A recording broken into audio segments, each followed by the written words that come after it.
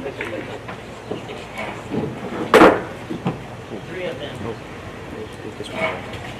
Not yet either. Replace that. Little man. Now we take your green one.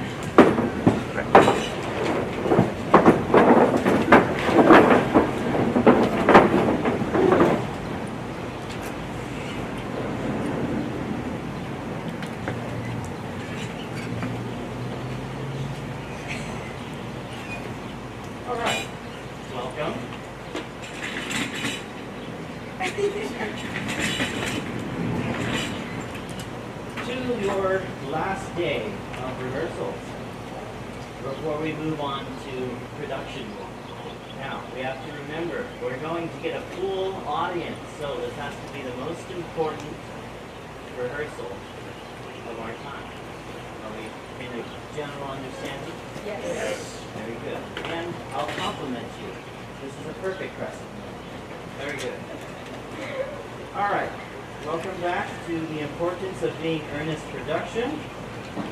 Is there anyone not accounted for? Very good.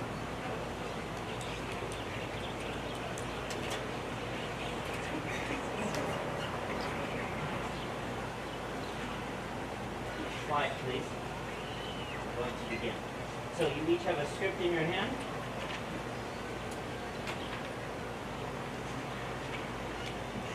Script.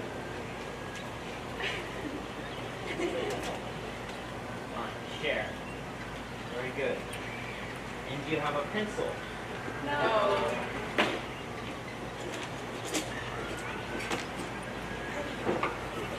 Absolutely.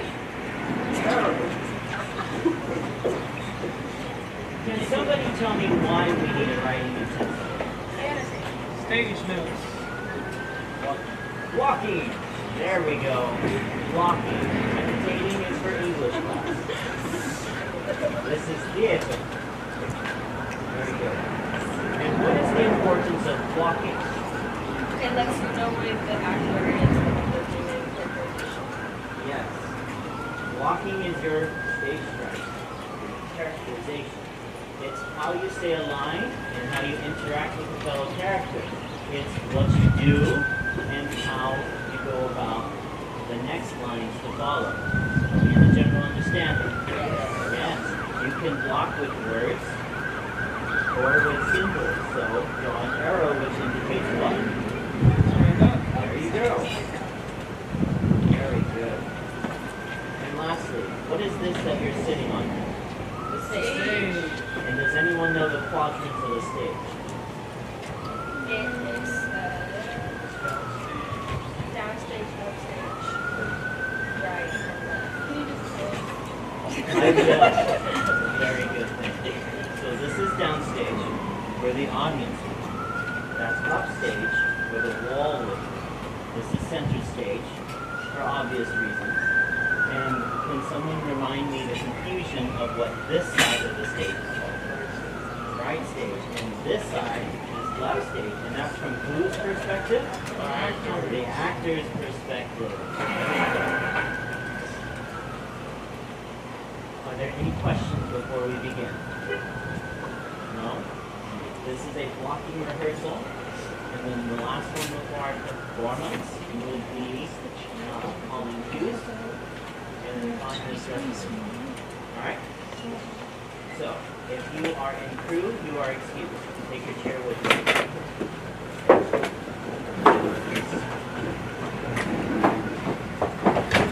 If you are not in active opening scene, you may also leave.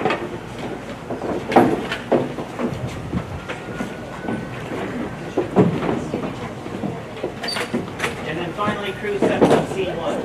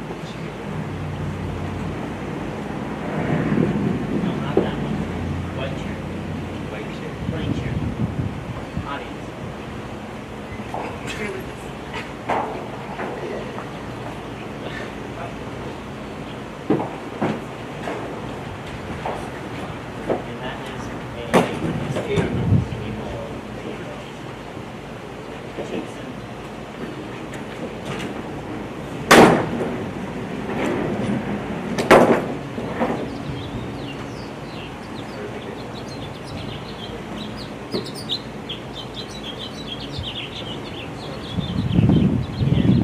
need crew. Crew, remove furniture pieces. Get rest of crew. This is blocking furniture. We don't need them anymore. We're replacing them with white chairs. Remove sofa.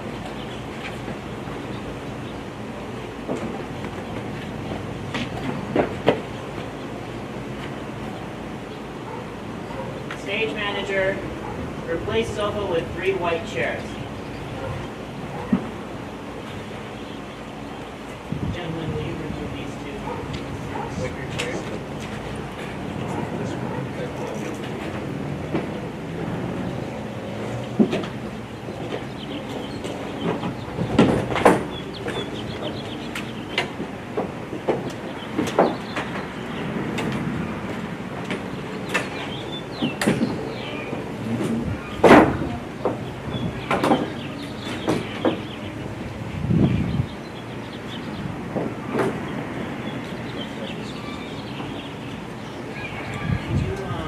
Upstage now.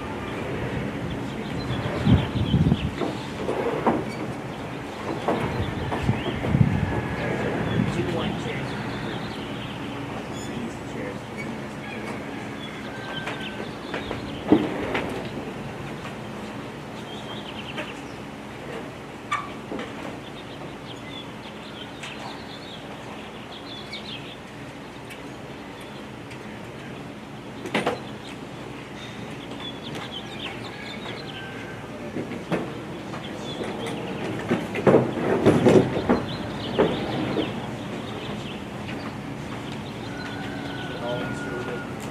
That's all. Thank you.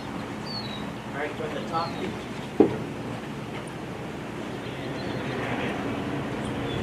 you know when I was playing? Listen, sir. Very normal. I'm sorry for that. For your sake. I don't play accurately. Anybody can play accurately. But I play with wonderful expression. And I keep a science for life. Yes, sir. Speaking of science for life, have you got the cucumber sandwich stuff from Lady Bradford? Yes, sir.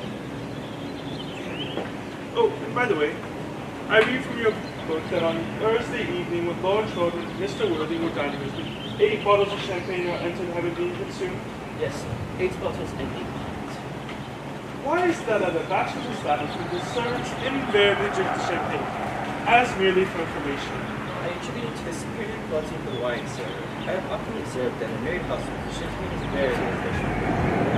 Now, which is marriage demoralizing the fact? I believe it is a very pleasant state, sir. I've never been experienced with myself up to the present time. And I've only been married once. That was in consequence of a misunderstanding between myself and a young person. I don't know that I'm much interested in anything like that. No, sir, it's not a very interesting subject. I never did this. What to do? Thank you, sir. These views on marriage seem somewhat lax. Really, if the lower orders don't set us a good example, so what is the use of them? They seem as a class to have no sense of moral responsibility. Mr. Ernest. Good evening, Earnest. Where have you been since last Thursday?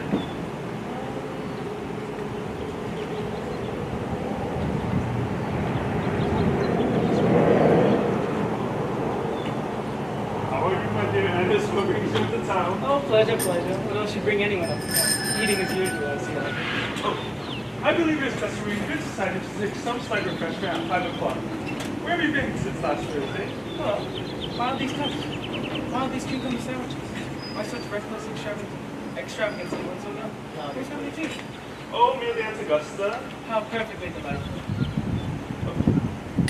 Hey, my dear fellow, the way you flirt with London. Oh, my dear fellow, I don't think that Aunt Augusta will approve of your being here. May I ask why? The way you flirt with Gwendolyn is perfectly disgraceful. It's almost as disgraceful as the way she flirts with you. I'm in love with Gwendolyn, and I have come up to town expressly to propose to her. And I thought you had come up for pleasure. I call that business. How utterly unromantic. I really don't see anything romantic in proposing. It's very romantic to be in love, but there's no definite romanticism about a definite proposal. Please don't touch cucumber sandwiches. They are ordered specially for Aunt Augusta. Well, you've been eating them all this time. That is a quite different matter. She is my aunt. Have some bread and butter. The bread and butter is for Gwendolyn. Gwendolyn is the woman to the bread and butter. Probably good bread and butter it is too. My dear fellow, you need not eat if you're going to eat at all. You act as if you are married to her, and I don't think you ever will be. Why on earth do you say that? Well, in the first place, girls never marry the men they flirt with. They don't think you're right. In the second, I don't give my consent. Your consent. My dear fellow, Gwendolyn is my first cousin, and before I allow you to marry her, you must clear up the whole question of Cecily. Cecily? What on earth do you mean by Cecily? I don't know anyone with the name of Cecily. Who can slide down?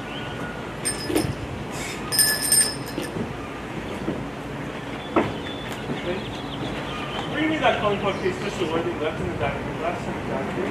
Yes, sir. Do you mean to say you've had my calling card case this whole time?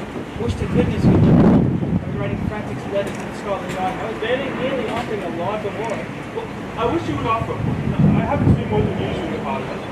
No good offering a large reward now that the thing is found.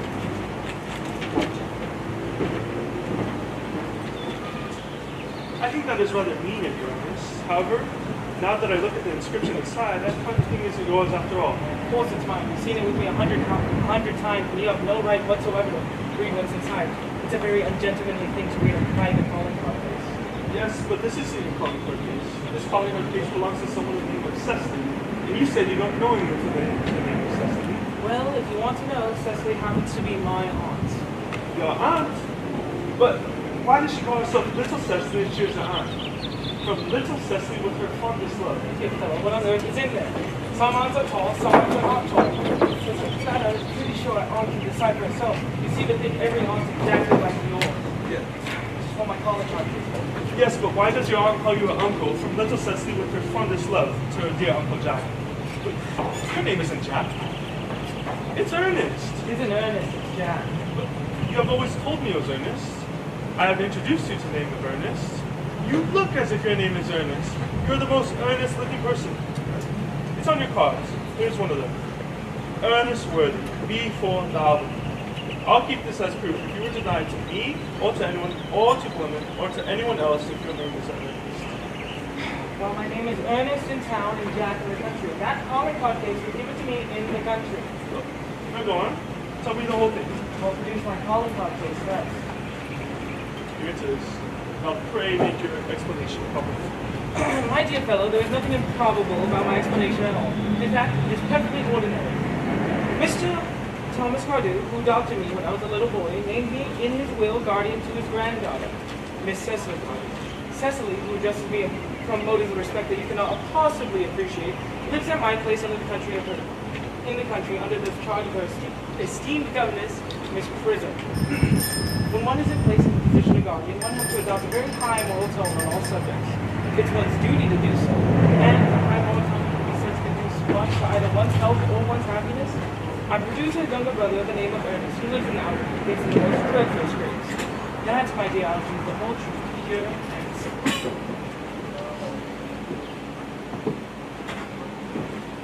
It's fair, guys. Good afternoon, dear Algernon. I hope you're behaving very well. I'm feeling very well, Miss Augusta. It's not quite the same thing. In fact, the two rarely go together. I'm sorry for your mistake. But I was obliged to call you dearly Paul. And now I'll have a cup of tea. One of those nice cucumber sandwiches. Of course, Miss Augusta. Good heavens, Lane! Why are there no cucumber sandwiches? I ordered them specially for Aunt Augusta. I went down to the store twice. There were no cucumber sandwiches. I mean, no cucumbers. Not even for recommended. That will do, Lane. Thank you. I am very distressed, Aunt Augusta, about there being no cucumber sandwiches, not even for anyone. It really makes no matter, Algernon. I had to cook for dear Lady Harmon. Thank you. I've quite a treat for you tonight, Algernon. I'm greatly distressed, Aunt Augusta. I might have to give it the pleasure of dining with tonight, after all. I hope not, Algernon. It would put my table completely out. It is a great bore, I need hardly say, and a terrible disappointment to me. But I've just had a call from my poor friend, Mr. Bunbury, that he is very ill, and they seem to think that I should be with him. It is very strange. This Mr. Bunbury fellow seems to suffer from seriously bad health. Yes, this Bunbury is a dreadful invalid. Well, I must say, Algernon, I think it is high time that Mr. Bunbury decides whether he's going to live or die. This shilly-shallying around the question is absurd. I would be much obliged if you could ask Mr. Bunbury, from me, to make some type of decision on Saturday, for I rely on you to arrange my music. This might last for some perception. Someone wants something that will encourage conversation, particularly but everyone has said whatever they can say, which in most cases probably isn't much. I'll speak to Bunbury and suggest, about the music. It is great to, you see, if one plays good music, people don't listen. But if one plays bad music, people don't talk. But I'll run over the program I've drawn out, if you were so kindly to follow me to the next room. Thank you, Algernon. It was very kind. We are on the general understanding that Bunbury is a non-existent scapegoat that Algernon fits in. Yes? Fits in. Thank you, Algernon. It is very helpful. I'm sure the program will be delightful after a few exposures. So, Gwendolyn, you will follow me? Certainly, Mamma.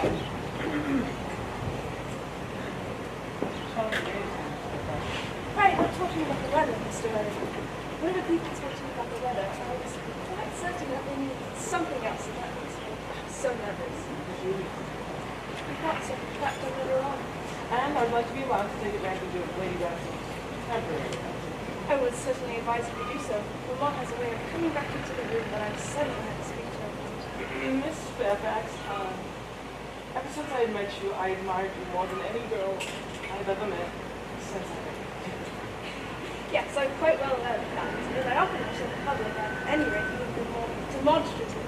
For me, you've always had an irresistible fascination. Even before I met you, I knew I was perfect. We live in an age of ideals, and my ideals always put it out so many people in Earnest. There's something in the name that inspires absolute confidence. The moment Algernon first mentioned to me your confidence, I was destined to love you.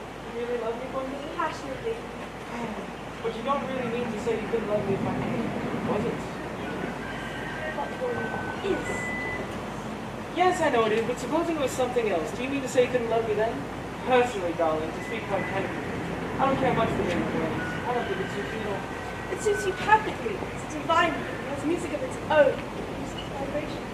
Well, really, Gwendolyn, I must say I think there are a lot much nicer names. I think Jack, for instance. John. Jacques! Jacques! Jacques! Jacques! Oh! There's bits of music in the name Jacques. If any at all, indeed, it does not thrill. It produces absolutely no vibrations. I have heard several Jacques, and they all, without exception, are more than usually paid. Gwendolyn, I must admit, I mean, we must get married. Married. Finish that line. Mary. Where's no I want to listen to it. Well, surely, you know that you love me, Gwendolyn, and you let me believe that you're not absolutely indifferent to me. I adore you, but you haven't proposed yet. Nothing has been said at all about marriage. The subject has not even been touched on. Well, may I propose now? I would take it out of it. To spare you any possible disappointment, Mr. Wade. I think it's only fair to tell you quite frankly beforehand. Maybe just have to go on, woman. Yes, Mr. Worthing. You know What have you got to say to me? You know what I've got to say to you. Yes, but you won't say it. Gwendolyn, will you marry me? Of course I will, darling. How long have you been about it? I'm afraid you've had very little experience in how to propose. My own one. I've never loved anyone in the world but you. Mr. Worthing, rise from this semi-recumbent posture, sir. It is most indecorous. Mr. Dear Mamma, this is no place for you. Besides, Mr. Worthing is not that finished. Finished what, may I ask? I am engaged to Mr. Worthing. Pardon me, you are not anything of the kind. When you do become engaged to someone, I or your father, should this help a little, shall inform you of the fact. And now to you, Mr. Worthing, I have a few inquiries. While I'm making these inquiries, you, Gwendolyn, will wait for me below in the carriage. Mamma! The carriage, Gwendolyn! Gwendolyn, the carriage! Yes, Mamma. You can take a seat, Mr.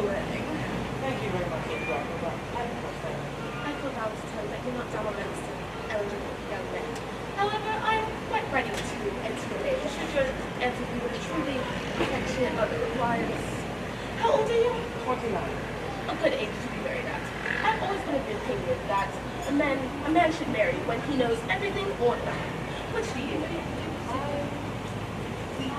No, nothing. I am pleased to hear it. I've not approved anything that tackles with the natural ignorance. Ignorance is like a delicate salt. Touch it and lithium is gone. What is your income? Between 7,000 and 8,000 a year. In land or investments? Investments, cheap. That's satisfactory. I have a cousin out from land, of course, rescue. About 100 or 1,500 acres, I believe. But I don't depend on that money. A country house. You have a townhouse, I hope? A girl with a simple, unspoiled nature like Gwendolyn could hardly be expected to reside in the country. Well, I own a house in Belgrade Square, which is less a year by Lady Bloxwood. What number of Belgrade Square? 149. The unfashionable side. I thought there was something, however, that could easily be altered. You mean the fashion or the size? Both necessary. Now to minor matters. Are your parents living? I have lost both. To lose one parent, Mr. Worthing, may be regarded as a misfortune. To lose both just seems like carelessness.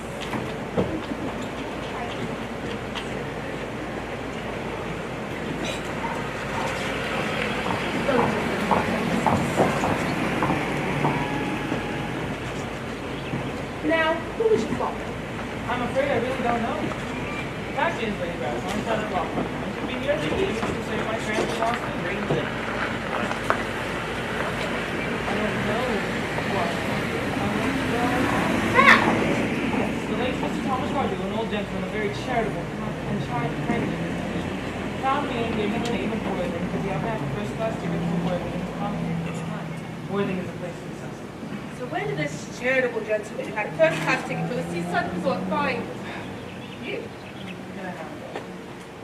And Yes, Lady Brass. I was in a handbag, all A handbag? Surprise. I was well trained. that. The late Mr. Thomas Cardew, an old gentleman, very charitable and kind in his position, found me and gave me the name of Worthing, because he happened to have the first class ticket for Worthing at the time. Worthing is a place of existence. So where did this charitable gentleman who had a first-class ticket for the seaside resort find you? In a handbag. A handbag! Yes, Lady Bracknell, I was in a handbag, a somewhat large black leather handbag, with handles to it, an ordinary handbag. May I ask you what you'd advise me to do? I would strongly advise you, Mr. Worthing, to try and acquire some relations as soon as possible, and to make a definite effort to produce at any rate one parent of either sex before the season is quite over.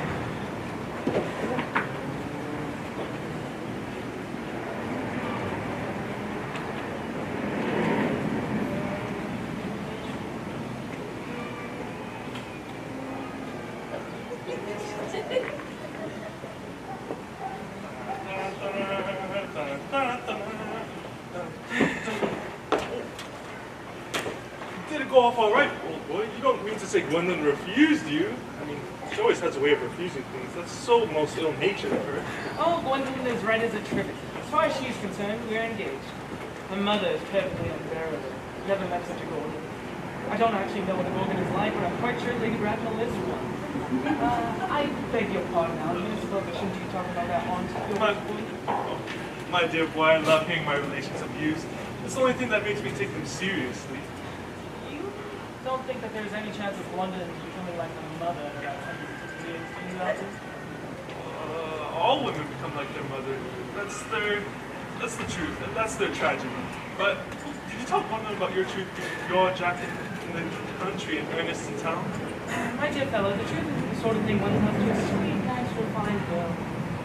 And what about your brother? What about the profligate Earnest? Oh, before the end of the week, I shall have got rid of him. I'll say he died in Paris of apoplexy. Lots of people die of apoplexy, what suddenly don't they? Yes, but it's hereditary, my dear fellow. You're much better saying it was a severe chill. You are sure severe chills aren't hereditary, are they? Of course it isn't. Very well then. My poor brother Ernest is to be carried off suddenly in Paris by severe chill. That's the truth, then. But I thought you said Miss Cardew was particularly fond of this brother Ernest. Won't she feel has lost a great deal? Oh, that is all right. Cecily's not a silly romantic girl. I'm glad to see. She's got a capital appetite, goes long walks, and pays no attention at all to her. I would rather like to see Cecily. And I will take very good care you never do. She's excessively pretty and only just 18. Well, have you told Gwendolyn you have an excessively pretty ward who is only just 18? Oh, one doesn't just blurt these things out to people. Cecily and Gwendolyn are perfectly certain to become extremely great friends. I'll bet you anything, half an hour after they have met, they'll be calling each other sister. Well, women only do that when they have called each other a lot of things first. Well, you must go, get going, if you want to get a good table at Willis tonight.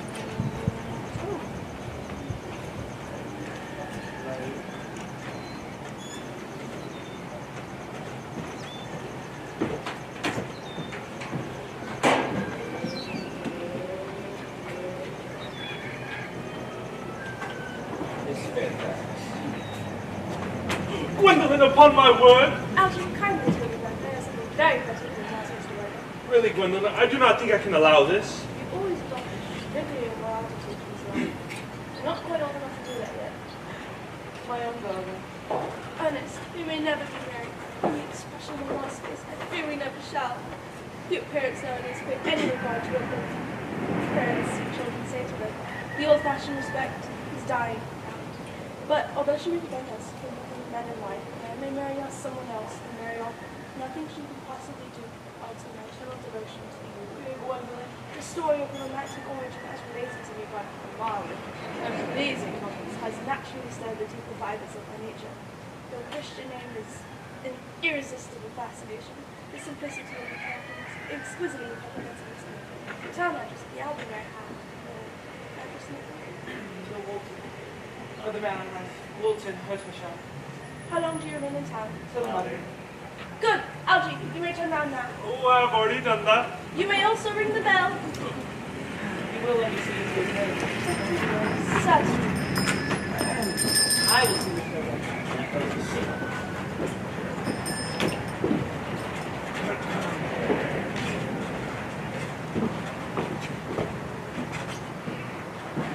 I hope tomorrow will be a fine day, Lane.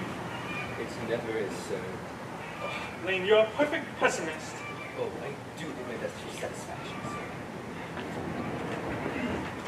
Yes, it's a sensible, intellectual girl. The only girl I've ever cared for in my life. Lane. What on earth are you laughing at? Oh, I'm just a little anxious about poor Bunbury, that's as well. If you don't take care, your friend Bunbury will get into a serious scrape someday. I love scrapes. They're the only thing that are always so serious. Oh, that is nonsense, Alex. You know nothing but nonsense. Oh, nobody ever does.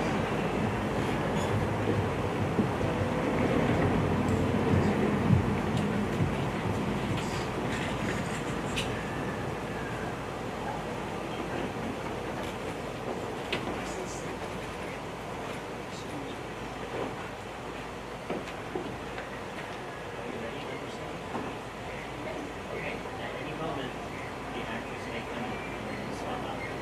Yes?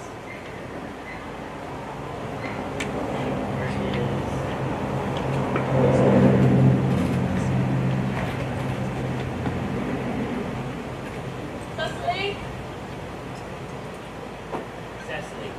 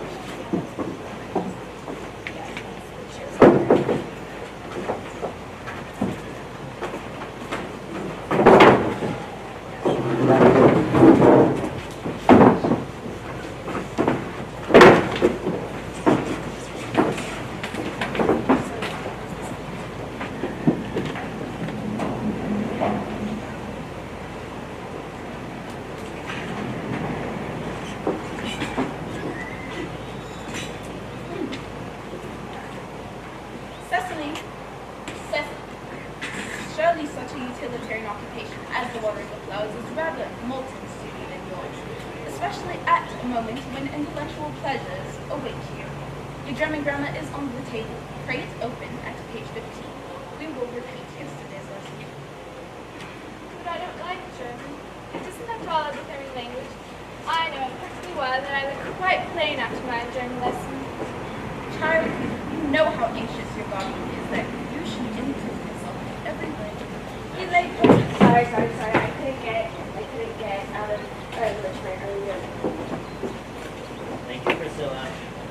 We'll call you again if we need you. Well,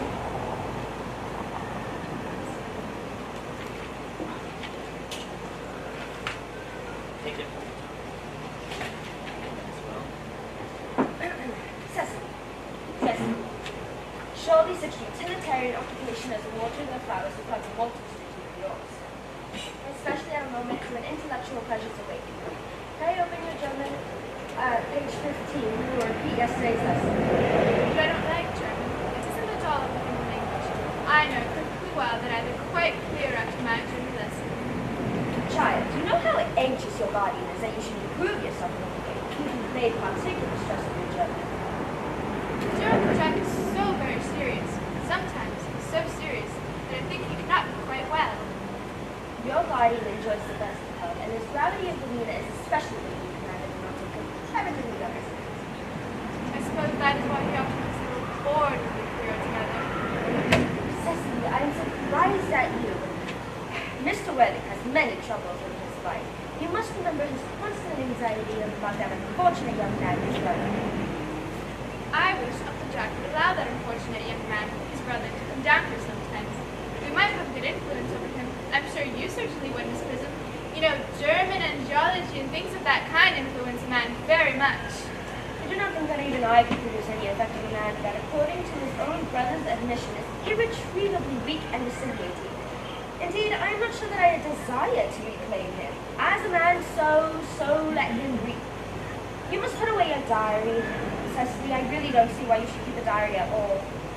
I keep a diary in order to enter the wonderful secrets of my life. If I didn't write them down, I should probably forget all about them. Memory, my dear Cecily, is a diary all carry about with us. Yes, but it usually chronicles the things that have never happened and couldn't possibly have happened. I believe memory is responsible for the 3-volume novels Moody sends us. Do not speak slightly of the 3-volume novel, Cecily. I wrote one myself in younger days. Did you really, Miss Prism? How wonderfully clever you are. I hope it did not end happily. I don't like novels that end happily. They depress me so much. The good ended happily, the bad unhappily. That's just what fiction means. I suppose so. And was your novel ever published? Alas, no. The manuscript was abandoned. I mean the sense of the word is lost or mislaid. To you, child, the speculations are profitless. But I see dear Dr. Chasuble coming up through the garden. Dr. Chasuble, this is indeed a surprise. How are we this morning? Miss Prism, you are, I trust, well. Oh, Miss Prism has just been complaining of a slight headache. I think it would do so much good to have a short stroll in the park, Dr. Chasuble. Sister, you don't mention anything about it. Oh, I know that, Miss Prism, but I felt instinctively that you had a headache. Indeed, I was thinking about that and not about my German lesson right now. I hope, Cecily, you are inattentive. Oh, I'm afraid I am. That is strange.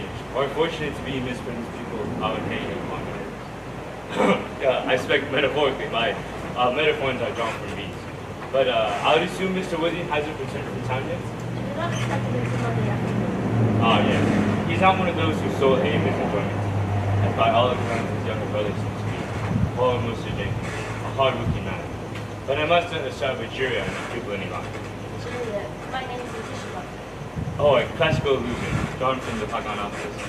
But I should no doubt expect you to Evanston this afternoon. I think, Doctor, I will take that stroll with you. Perfect. Perfect. You might go as far as the schools and back. Cecily, you will read up on your political economy in my absence.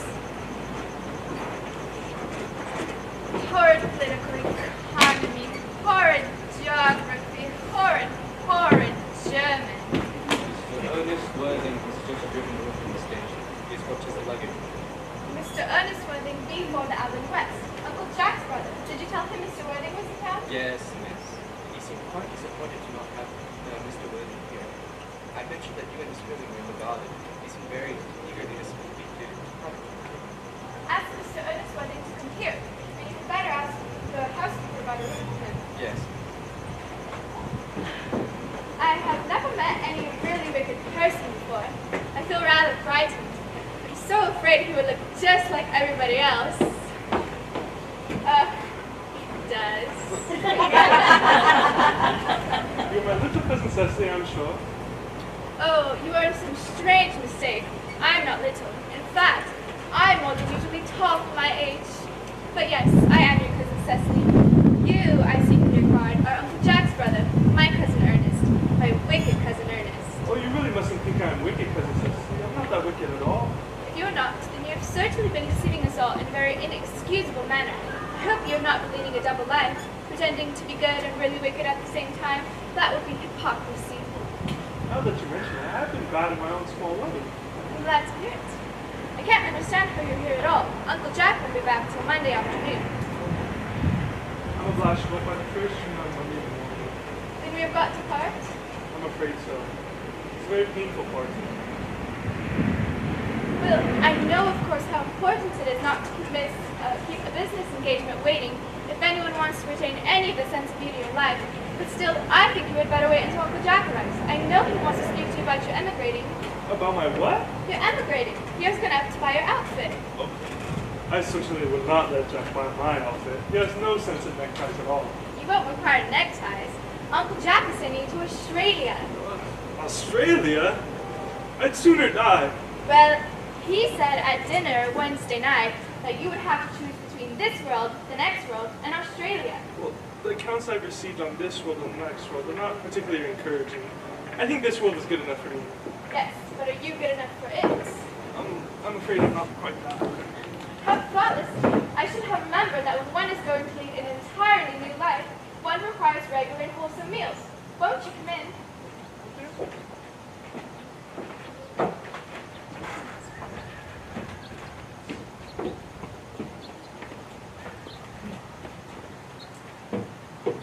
You should get married, Dr. Chasuble. A Mrs. Gobe can understand, and woman never.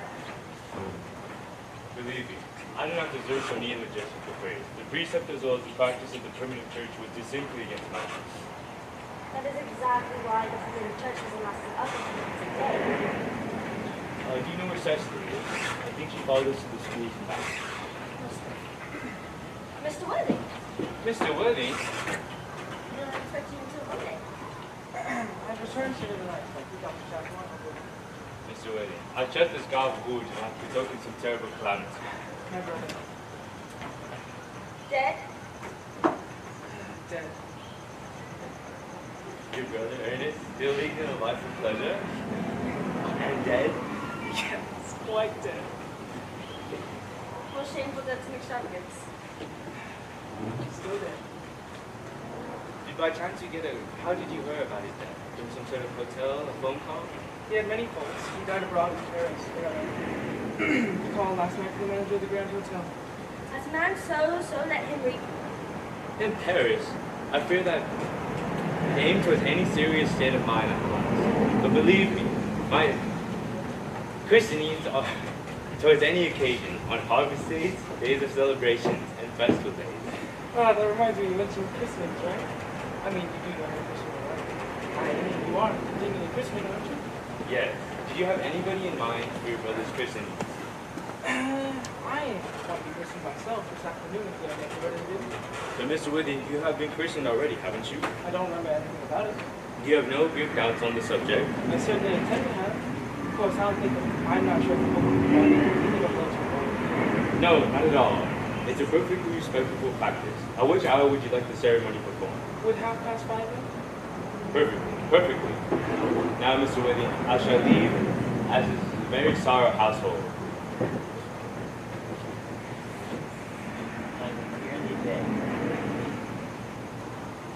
you not to be too rich. Uncle Jack. Oh, I'm pleased to see you back. Oh, what horrid clothes you have got on. Do go and change them. Cecily! My child, my child. Uncle Jack, do look happy. Who do you think is in the dining room? Oh, I have such a surprise for you. Who do you think is in the dining room? Your brother. Your brother Ernest. He arrived about half an hour ago. Oh, don't say that, Uncle Jack. However badly he may have behaved to you in the past, he's still your brother. I will go call him. And you will shake hands with him, won't you, Uncle Jack? These are very joyful tidings. After we had all been desired to instead, we think the tendency was peculiarly distressing. Brothers, don't know what it all means. I think it's perfectly absurd. Good heavens! Brother John, I've come down from town to tell you that I'm very sorry, and that I intend to lead a better life in the future. Uncle Jack, you're not going to refuse your own brother's hand. I think his coming down here very disgraceful. He knows perfectly well why. I will not shake his hand. Uncle Jack, do be nice.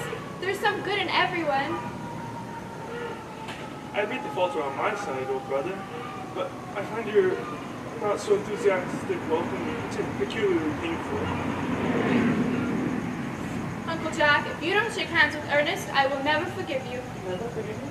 Never, never, never. Well, this is the last time I shall ever do it. This is a perfect reconciliation. I think we should leave these two brothers alone. Cecily, you will come with us. Certainly, my little task of reconciliation is over. You've done a beautiful acting here, dear child. I don't think we should be keeping a chair without judgments. I am so happy. Oh, you young scoundrel. Oh, should be down here. I don't allow any thundering here. Mr. Earnest Worthing's things in the room next to yours. Suppose it's all right. What? Mr. Ernest Worthing's luggage. I've unpacked it in the room next to yours. His luggage? Yes. 3 Colt fuses, 2 hot boxes, a dressing case, and a large neutral basket. Yes, I'm afraid I can't stay more than a week this time. Merriman, order the dog cloth at once. Mr. Ernest has been suddenly called back to town. Yes, sir.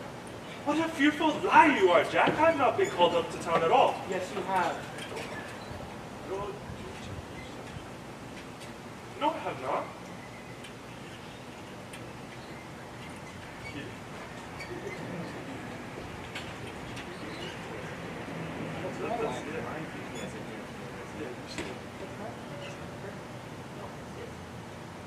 Here it is. I haven't heard. Yours is working. Your duty as a gentleman. No, my duty as a gentleman has never interfered with my pleasures in the smallest degree. I can quite understand that. Cecily is a darling. You are not to talk of Miss Cardew like that. I don't like it.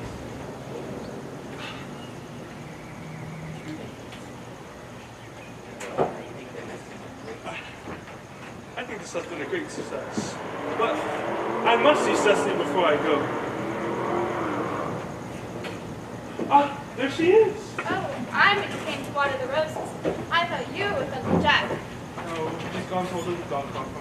Then we have got to part. I'm afraid so. It's a very painful part. It is always so painful to part from people whom one has known for a very brief space of time. What? The dog cart is waiting, sir. You can wait, Merriman, for 5 minutes. Yes. If I shall not offend you, if I state quite frankly, that you are the absolute personification of perfection. No frankness does you great credit, Ernest. If you allow me, I will copy your remarks into my diary. Do you really keep a diary? I'd give anything to look at it, may I? Oh, no. You see, a diary is simply a young girl's collection of her own thoughts and impressions, and consequently meant for publication. When it appears in volume form, I hope you will order a copy. But pray, Ernest, don't stop. I delight in taking down from dictation. I have reached absolute perfection. You can go on. I'm quite ready for more. Oh, don't cough, Ernest. When one is dictating, one should speak fluently and not cough. Besides, I don't know how to spell a cough. Cecily, ever since I first looked upon your wildly and incomparable beauty, I've dared to love you wildly, passionately, hopelessly, and devotedly. I don't think that you should tell me that you love me wildly, passionately, devotedly, hopelessly, hopelessly doesn't seem to make much sense, does it? Cecily! Uncle Jack would be very much annoyed if he knew you were staying until next week.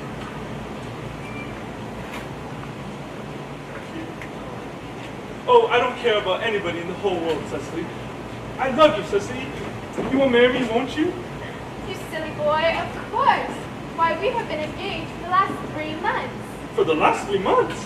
Yes, it will be 3 months exactly on Thursday. But Cecily, how did we ever become engaged?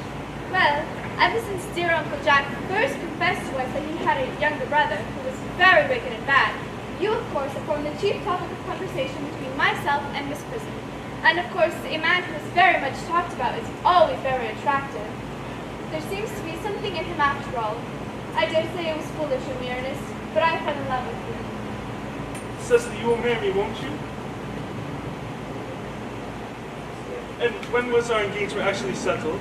On the 14th of February last, worn out by your entire ignorance of my existence, I decided to end the matter one way or another. And after a long struggle with myself, I accepted you under this dear old tree. The next day, I bought this little ring in your name. And this is the little bangle with the true lover's knot that I promised you to wear every day. It's very pretty, isn't it? Yes, with wonderfully good taste, Ernest. It's the excuse I've given for your leading such a bad life. And this is the box in which I keep all your dear letters. But, Cecily, I've never written you any letters. You need hardly remind me of that, Ernest. I know perfectly too well that I was forced to write your letters for you. I wrote always 3 times a week, and sometimes oftener. Oh, please do let me read them, Cecily. I couldn't possibly. They would make you far too conceited. The 3 you wrote me after I had broken off the engagement are so badly spelled and so beautiful that I could hardly read them without crying a little. But why was our engagement actually broken off? When was our engagement actually broken off? On the 14th of February last. You can see the entry if you like. Today, I broke off my engagement with Ernest. I feel it is better to do so. The weather still continues charming. But why did you break it off? What had I done? I had done nothing at all, Cecily. I'm very much hurt indeed to hear that you broke it off, particularly when the weather was so charming. It would have hardly been a really serious engagement if it had been broken off at least once. But I forgave you before the week was out. Cecily, you're so perfect. You will never break off our engagement again. Well, I couldn't possibly break it off now that I've actually met you. Besides, there is the question of your name. Yes, of course. You must not think it is foolish of me, Ernest, but it has always been a girlish dream of mine to love someone whose name is Ernest.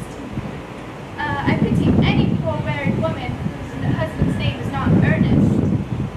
But Cecily, you dared to me to say you could not love me if I had some other name. But what name? Oh, any name you like. Algernon, for instance. But I don't like the name of Algernon. But I really don't see why I should object to the name of Algernon. It really is not that bad of a name. It's rather an illustrative kind of name. But seriously, Cecily, do you mean to say you could not love me if my name was Algernon? I might respect you, Ernest. I might admire your character, but I fear that I should not be able to give you my absolute attention. Cecily. Your rector here is, I suppose, thoroughly experienced in the rites and ceremonials of the church? Oh, yes, Dr. Chaswell is a most learned man. He has never written a single book, so you can imagine how much he knows. I must see him on the most important business. Oh? I shan't be away for more than half an hour. Considering that we have been engaged since February the 14th, and I've only met you today for the first time, I think it is rather harsh for you to leave me for such a long period of time as half an hour. Couldn't you make it 20 minutes? I'll be back in no time.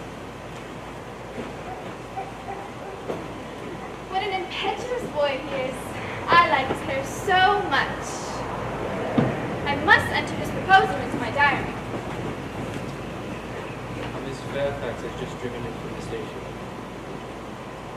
Isn't Mr. Worthingham's library? Yes, he left the rector's to come here. Pray, ask the lady to come here. Yes, And you can bring tea. yes. Miss Fairfax, I suppose one of the many good elderly women associated with Uncle Jack, and someone has philanthropic work in London. I don't quite like women who are associated with philanthropic work. I think they're so forward of them.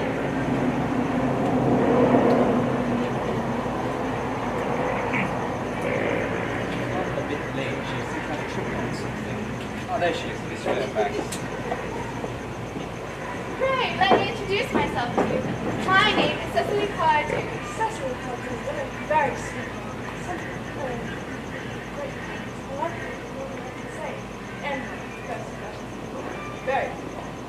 I'm so glad to say that you like me after we have met such a comparatively short time. Pray, sit down. Are you from Cecily? Yeah? With pleasure. You always been wondering. If you wish. And it is all the right seconds. I hope so. Perhaps this is a favourable opportunity for my mentioning who I am. My father was Lord Bracknell. You've never heard of him? I don't think so. Well, Paul, I'm glad to say, is entirely unknown. And I think that's fine as it should be. The home seems to be quite a skillful man. Cecily, marvelous university, an education of remarkably straight. It's quite an extremely short cycle. So, would you mind taking my glasses? Oh, no, not at all. I'm very fond of being looked at. Your Newport visit, I suppose? Oh, no, I live here. Really? There are other or some other people about such plans as well. Oh, no, I have no mother, nor in fact any relations. My dear guardian, with the assistance of his prison, has the arduous task of looking after me. Your guardian? Yes, I am Mr. Worthing's woman. Oh, it's strange. You never mentioned to me any war. How secret. He grows more interesting hourly. I'm not sure if I will get this. Vital news. It's all about the things you want to see light. Cecily, I like you more than I can already say. So cute. But I am bound to state that now that I know that you are Mr. Ward, I cannot help but express an wish that you are well received a bit. Appearance not quite so very. In fact, it must be careful. Pray do. I think that whenever one has anything unpleasant to say, one should always be quite candid. Well, to speak with perfect candor, Cecily, I wish that you were fully 42 and more than usually paid for your age. Ernest has a strong, upright nature. He's very solid, truth and honor. His loyalty he has sometimes is exceptional, but even strong is more extremely susceptible to physical shocks. I beg your pardon, Gwendolyn. Did you say Ernest? I do. But it is not Mr. Ernest Worthing who is my guardian. It is his brother, his elder brother. That's strange. You never mentioned anybody like that. I'm sorry to say that they have not been on very good terms for a long time. Ah, that accounts for it. Cecily, you have lived in a load for my mind. It would have been terrible for that. But you are quite sure that it is not Mr. Ernest Worthing. Quite sure. In fact, I'm going to be his. Dearest Gwendolyn, there's no reason why I should make a secret of it to you. Our little county newspaper is sure to chronicle the fact next week. Mr. Ernest Worthing and I are engaged to be married.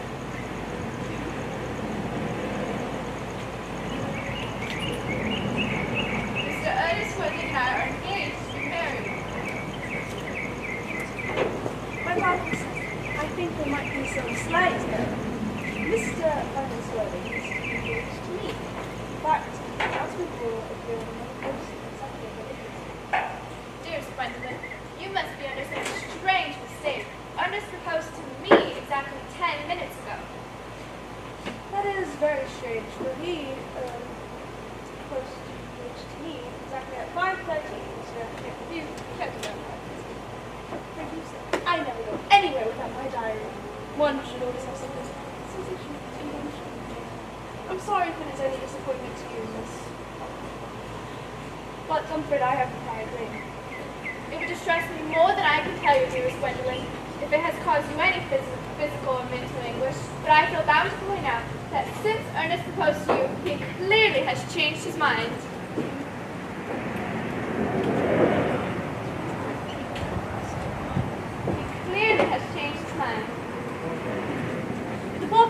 interruptions of any foolish promise, I shall consider it my duty to rescue him at once and with a firm hand. Whatever unfortunate entanglement my dear boy may have gotten into, I will never reproach him with it after we are married.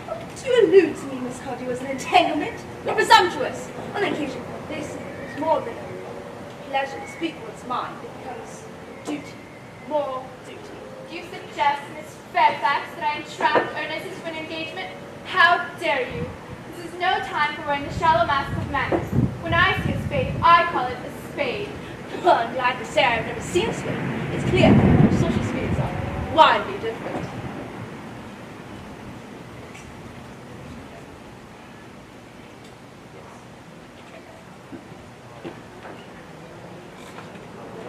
There'll be intermission for a good 15 minutes.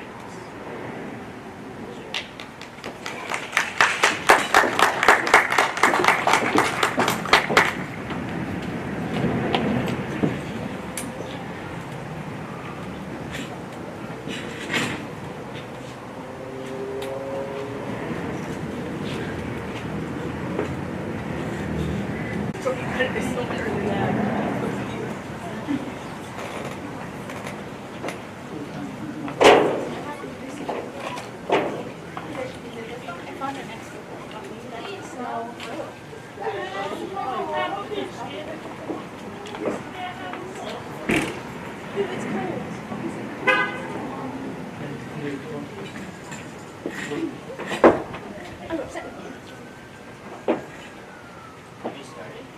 Oh, okay. You're already upset with him. You have no idea. No, I'm really upset with it. Just trying to sort it out.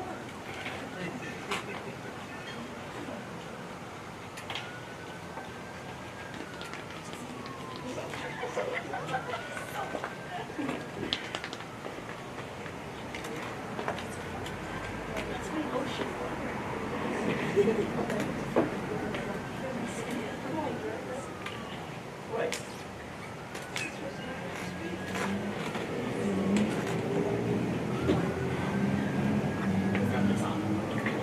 On scene break.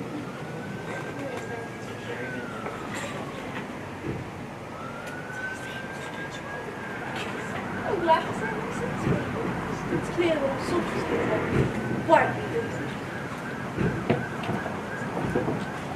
Shall I take care of you? Yes, as usual.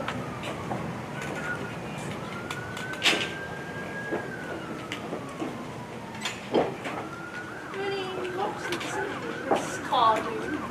Oh yes, a great many. From the top of one of the hills, one can see 5 counties. 5 counties.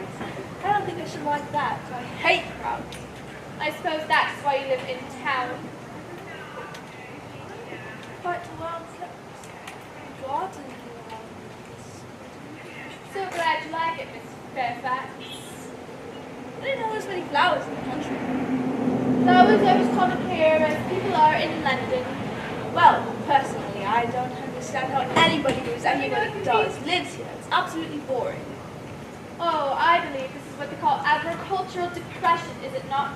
I believe the aristocracy are suffering very much from it at present, I am told.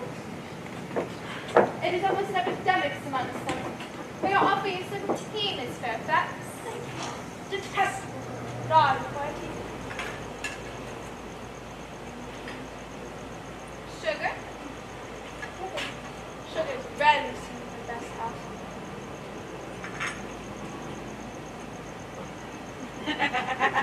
Cake or bread and butter? Bread and butter is... Cake is not quite fashionable.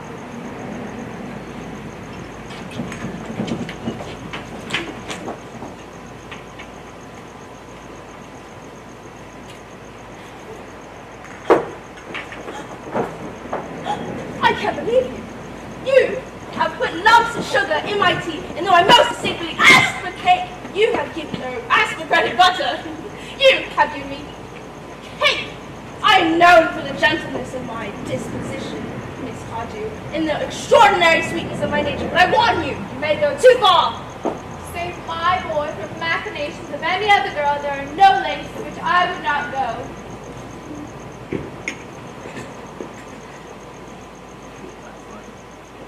Save my boy from the machinations of any other girl, there are no lengths to which I would not go. From the moment I saw you, I knew I distrusted you. I knew that you were false and deceitful. I have never deceived in such matters. My first impressions of people are very erratic. I think you have many other calls of a similar nature to make of neighborhood, Gwendolyn, and I'm trespassing on your valuable time.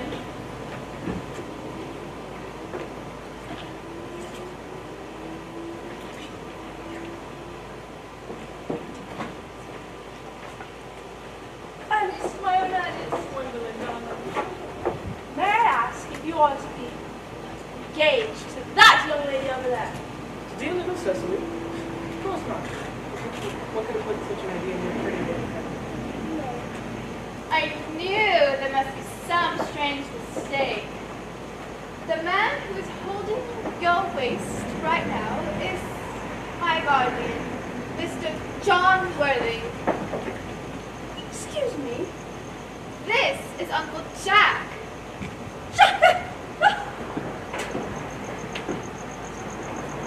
Here is Ernest. Cecily, my own one. A moment, Ernest. May I ask, are you engaged to this young lady? To what young lady? Gwendolyn! Good heavens, Gwendolyn! Yes, to good heavens, Gwendolyn. I mean, to Gwendolyn. You put such a pretty little idea in your head. Thank you. You may. I thought that there was some slide down this cottage. The gentleman is my cousin, Mr. Algernon Moncrief. Algernon Moncrief! Oh! Are you called Algernon? You cannot deny it. Oh! Is your name really John? I could deny it if I like. I could deny anything if I like. Now, my name is certainly John. It has been John for years. It's such a good thing for both of us.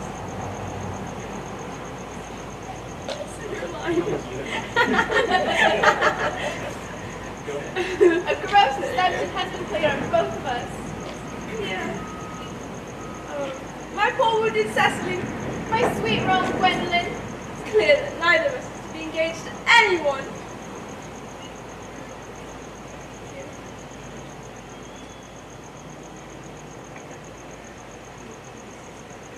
You'll call me sister, won't you? Certainly.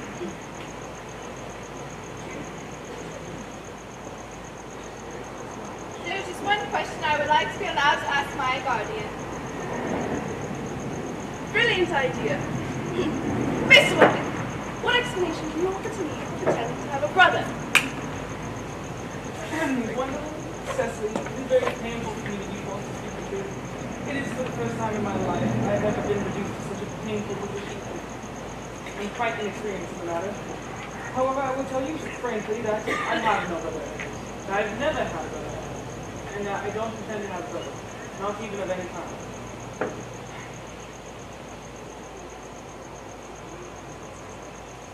No brother of any kind. No. A gross deception has been played on both of us. It is that neither of us is to be engaged to either of these detestable, gross young men. I believe it.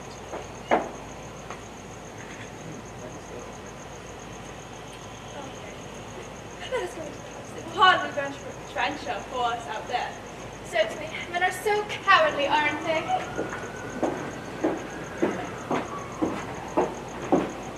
As for your conduct towards Miss Cardew, I think you're taking in a sweet, simple, innocent girl like that is quite inexcusable. And as, To say nothing of the fact that she is my ward. and as for your deceiving a brilliant and clever young lady like Mrs. Fairfax, it's inexcusable. I'm engaged to be married to Gwendolyn. That is all. I love her. I'm engaged to Cecily. I adore her. There is certainly no chance of you ever marrying Miss Cardew. Well, I think there's hope. There is no chance at all in you uniting with Miss Fairfax. So that's no business of yours. If it wasn't my business, I wouldn't be talking about it. How can you sit there calmly eating muffins when we're in this horrible predicament? I can't make it out. You seem to me to be perfectly heartless. Whenever I'm in a predicament, eating is the only thing that consoles me. It's perfectly horrible you're eating muffins under the circumstances. whenever I'm in trouble, I refuse anything but food or drink. And at this particular moment, I am unhappy. And I'm particularly fond of muffins. There's no English to eat them all in such a greedy way. I wish you would have some tea cake. I don't like tea cake. I suppose a man may eat his own muffins in his own garden. But you just said it was perfectly heartless of eating muffins. I thought it was perfectly heartless of you under circumstances. Yes, but there are only 2 left. I wish to goodness you would go. Oh, you really shouldn't say that. I haven't had dinner yet. And I never want to go before I have dinner. And, by the way, I've just made arrangements under Dr. Chasuble to be christened at 5:45. My dear fellow, the sooner you... Under the name of Earnest. My dear fellow, the sooner you give up this nonsense, the better. I've already made arrangements this morning with Dr. Chasuble to be christened myself by the name of Earnest at 5:30. We both can't be christened Earnest. It's perfectly absurd. Besides, I have a right to be christened. If I like, there is no evidence at all that I have ever been christened before. And to think it's extremely probable I never was. It is entirely different in your hands. Yes, but I haven't been christened in a long time. Yes, but you have been christened. That is the important part.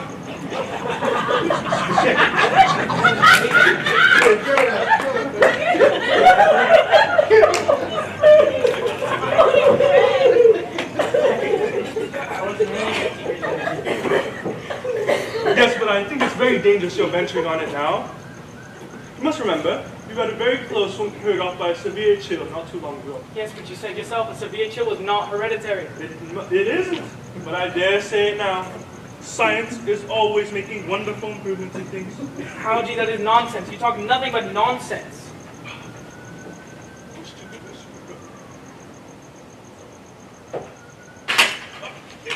Please don't touch up muffins.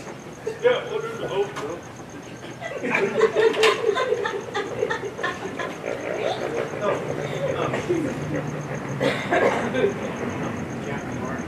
Oh yes, Jack, you are at the muffins again. I wish you wouldn't. There is only one left. But I hate tea cake. Oh, what ideas of hospitality you have to let the tea cake be served up to your guests? Algernon, I told you to go. Why don't you go?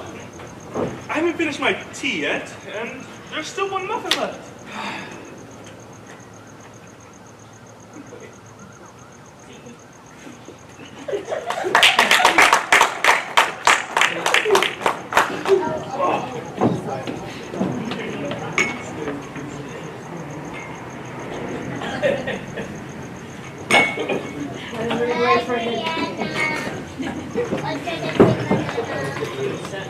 Where's the crew? Crew change is set. They're the crew now. Good job. What are we doing with these Yeah,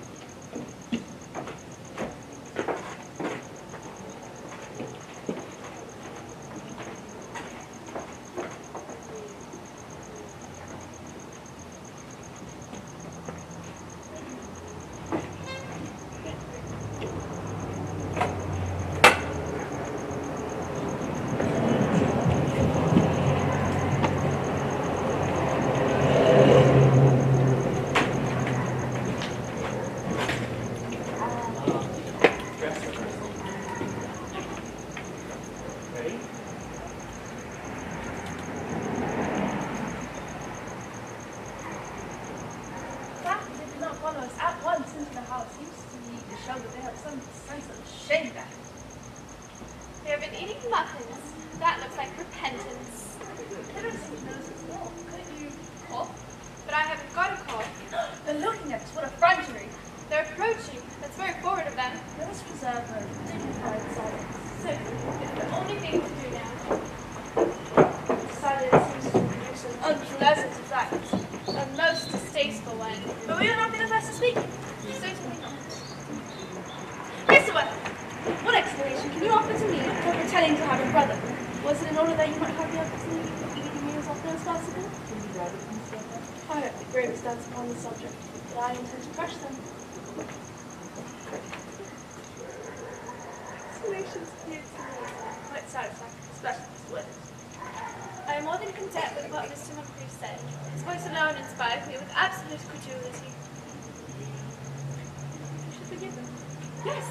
I mean, I don't. But that does not affect the wonderful beauty of their answers. True, I had forgotten.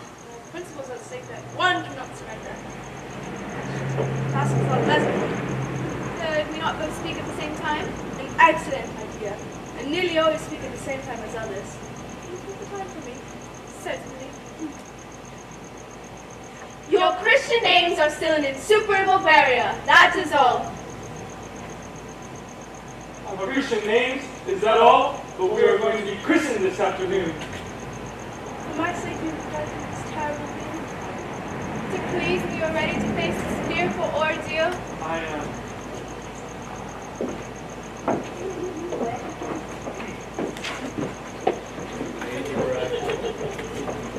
Good heavens! What the? Sit down! Sit down immediately! Hesitation of any kind is sign of mental decay in the young, of physical weakness in the old. Pray, sir, of my daughter's life. Pray, sir, of my daughter's life for trust. Whose means I purchase, value, grace. Now, allow it once. I've told you my luggage cart. However, you are aware that all communication between yourself and my daughter must cease immediately. I'm engaged to be married to Gwendolyn, Lady Bracknell. You are nothing of the kind, sir. May I ask who that young person my nephew seems to be present in a peculiarly unnecessary manner? That lady is Miss Cecily Cardew, my ward. I'm engaged to be married to Cecily, Aunt Augusta. I do not know. Mr. Ernest Worthing and I are engaged to be married, Lady Bracknell. I do not know whether there's something particularly exciting in the air in this part of Hertfordshire, but you two are nothing of the kind. Everything going on here is considerably above the proper average. I think some preliminary inquiry on my behalf is perfectly fine, Mr. Worthing. So, is this Miss Cardew connected to any of the larger railway stations in London? Miss Cardew is the granddaughter of the late Mr. Thomas Cardew of 149 Belgrave Square, Grevis Park, Dorking, Surrey, and the Sporn Five-Shire.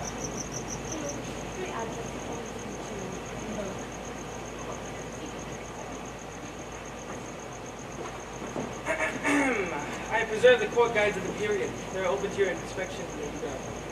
I seem to know that publication to have some strange errors. Her solicitors are Mears, Markby, and Markby. Markby, and Markby, a firm of the very highest value. How extremely kind. Well, Gwendolyn, we better leave for the train. We've missed at least 6 or 7. To miss any more would cause us to commit on the platform. Does she have any value whatsoever, Mr. Worthing? Oh, about £130,000 in the fund. That is all, Lady Bracknell. So please continue. £130! And in the fund! Miss Cardew seems to me to be quite attractive now. So, a moment. Cecily, come over here. Pretty child. However, your dress is sadly simple. Your hair seems like which you might have left me. Well, beside you. Around. The chin just a little higher. Fire. That's what I want to say. Those distinct social possibilities in the fire. I'm in love with Cecily, and I don't care 2 pence about social possibilities. Algernon, never speak disrespectfully of social possibilities. Only people who can't get into it do that. Now,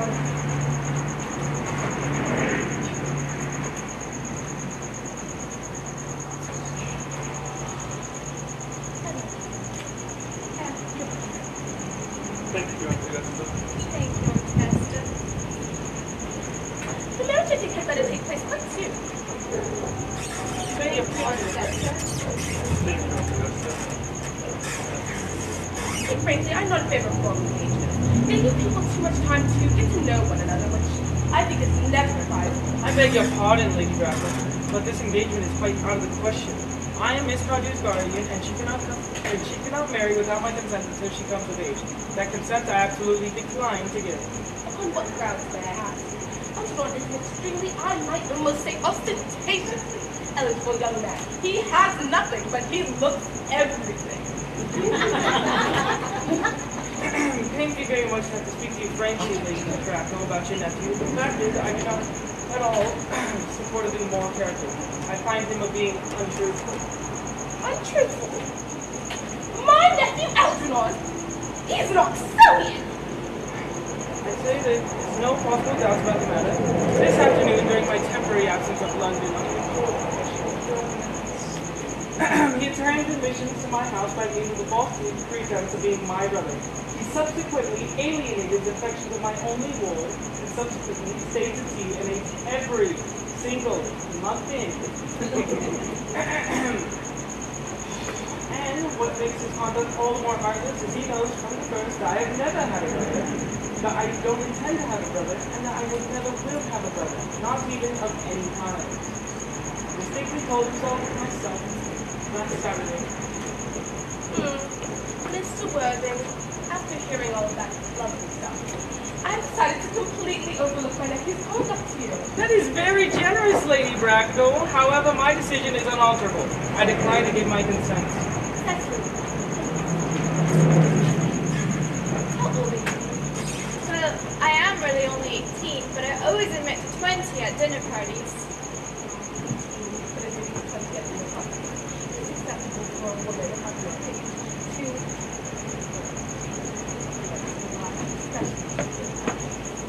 so I see no reason why. Pray excuse me, Lady Bracknell, for interrupting you again, but it is only fair to tell you that according to Mr. Cardew's will, she does not come of age until she is 35. Well, 35 is quite an attractive age. I see no reason why Miss Cardew will even be more attractive at that age and free from those tendencies. But, my dear Lady Bracknell, the matter is entirely within your hands. The moment you consent to my marriage with I will most likely allow your nephew to form an alliance with my ward. I completely refuse it. Then a passionate celibacy is all any of us can look forward to. That's not the future I propose for Gwendolyn. Algernon, however, can make his own decisions.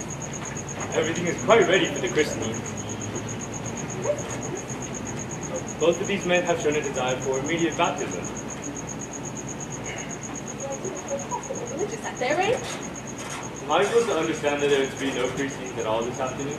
I don't think that, as things are now, it would be much of practical valuable to either of us. I'm grieved to hear such sentiments from you, Mr. Whitney. I will return to the church, however, as I have heard for the past hour and a half, Miss Prism has been waiting for me in the vestry. Miss Prism? Did I bear you mention a Miss Prism? Yes, Lady Bracknell, I'm on my way to join her now. Pray, let me detain you for a moment. Is this Miss Prism remotely connected to education? She is the most respectability of a woman. So, what area is she living in your house? I'm a celibate with that. Well, that is curious. She approaches, he is not.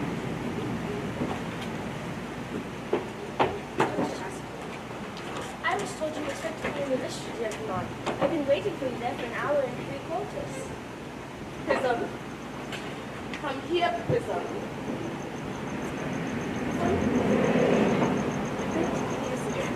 You left my and Lord Bracknell's house, number 104 of Rosemary Street, in charge of a perambulator that contained a baby of the male sex. However, you never returned.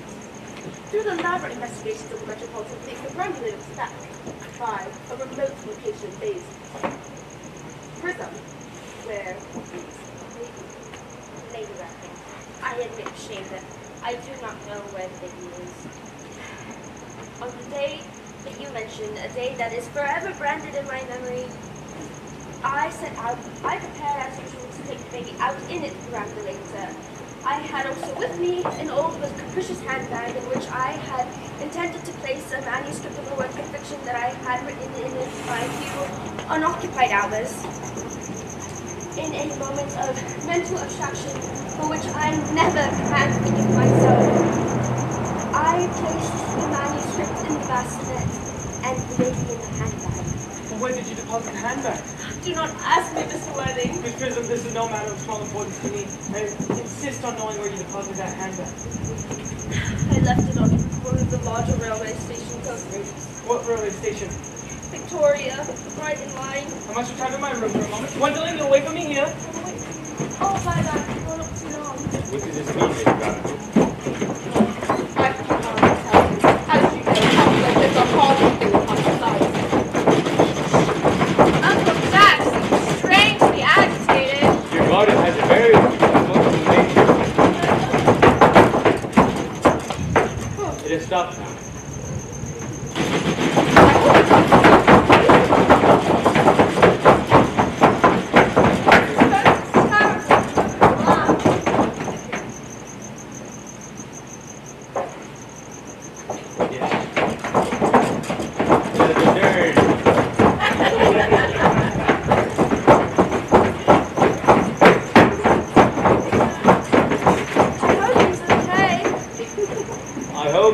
Mr. Worthy anywhere.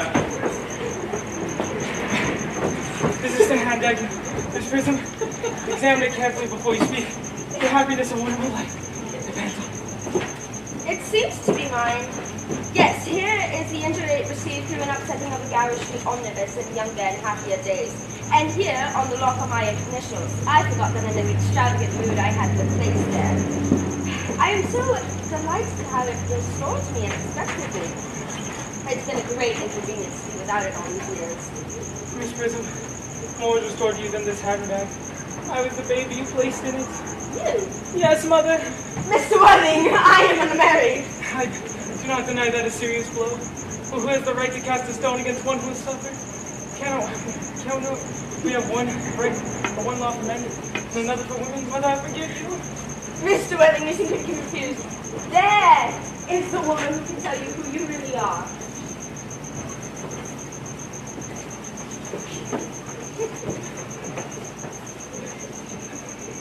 Lady Bracknell, I hate to seem inquisitive, but can you kindly inform me who I am? I hate to tell you, but you know perhaps getting a lot together please you. You are the son of my dear sister, Miss Moore, and consequently Algy's elder brother. Algy's elder brother? Then I do have a brother after all. Cecily, my unfortunate brother. Miss Prism, my unfortunate brother. Dr. Chasuble, my unfortunate brother. You have to ask. Here's the tree being far second in the future. Never hated me like a younger brother in all my life. It's a little out of practice, old boy, but you must forgive me next time.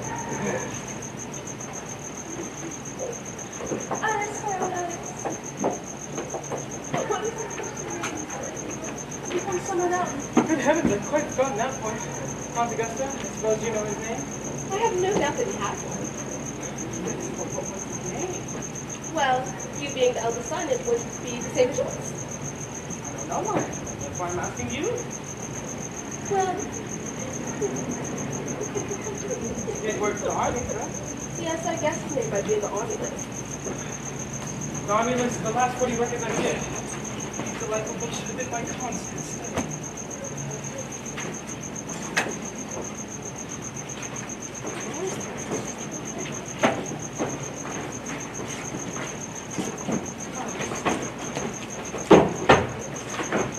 You've given me the history of the church. And you've given me an atlas. What volume do you have, Algy? You had it the whole time. Here we go. M. Generals, Malum, Maxwell, Magley. What ghastly names they have. Markby, Bixby, Mobbs, Moncrief. Whew. Lieutenant, 1840. Captain, Lieutenant, Colonel, General, 1869. Christian names? Earnest, John. I've always told you my name was Earnest, didn't I? I mean, it is Earnest. It is naturally Earnest. I knew I had some reason for hating the name. General things like that you find that introduce yourself It was Earnest. Oh, darling, I knew that you had no other name. What a noble nature you have, Gwendolyn. Wonderful, at last. Letitia. Hedrick, at last. Cecily, at last! My nephew seems to be the same thing. I love pretty other. On the contrary, Aunt Augusta, I finally know the vital importance of being earnest.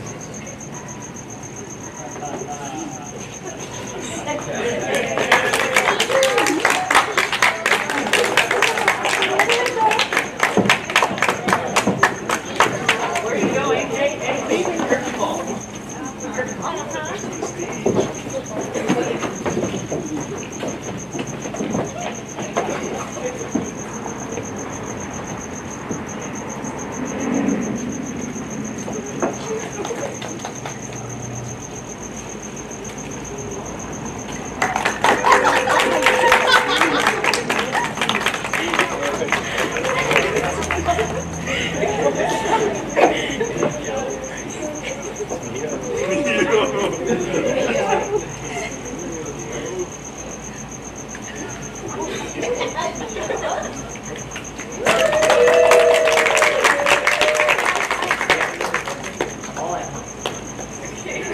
3, 2.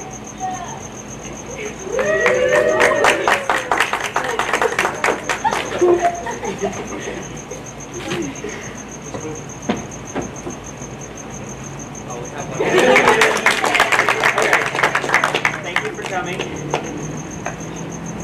I didn't realize I had to give a speech.